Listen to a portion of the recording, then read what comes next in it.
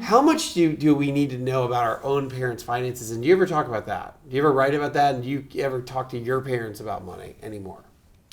Yeah, so I have written about talking to parents about money or talking to your kids about money.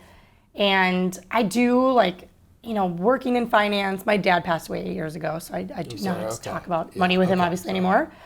And he taught, like, at the end, he taught me a lot about, good and bad ways to use your money. He was always like a live for the moment guy, sees life, and, he happened to have, he got terminal illness and they gave him a short lifespan, but he outlived it by years. Cause I think he, like, his sense of, like, lived, like, he, like, was like, I'm gonna go have fun for a few years. And he moved to Europe and he had a great time. And I'm like, I think that's what helped him live longer, is that he, wasn't, and he actually took an early retirement. So he, when he was diagnosed with terminal illness, he retired at 58. And so he was like, that's fine, I got enough money. No, I'm sorry, he was 55. He passed away at 58.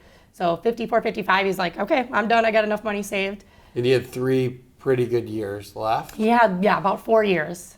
Yeah, and so, I didn't really, I knew what he had in his retirement accounts for the most part. And I knew what he did, like his, his fine. My mom talked about it a lot because because we would talk about what was going on, and, not that I could help with anything, but, I was a sense of kind of like, sounding board for her growing up.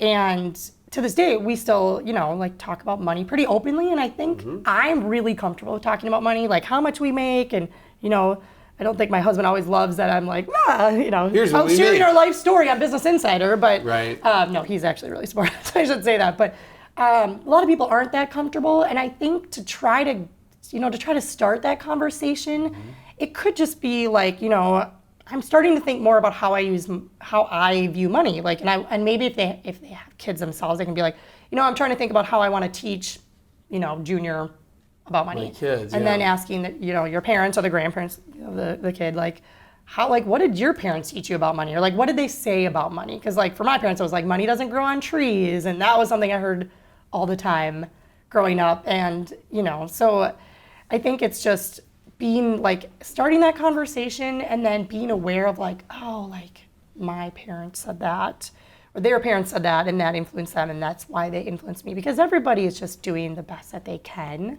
right, with what they know and how they grew up. And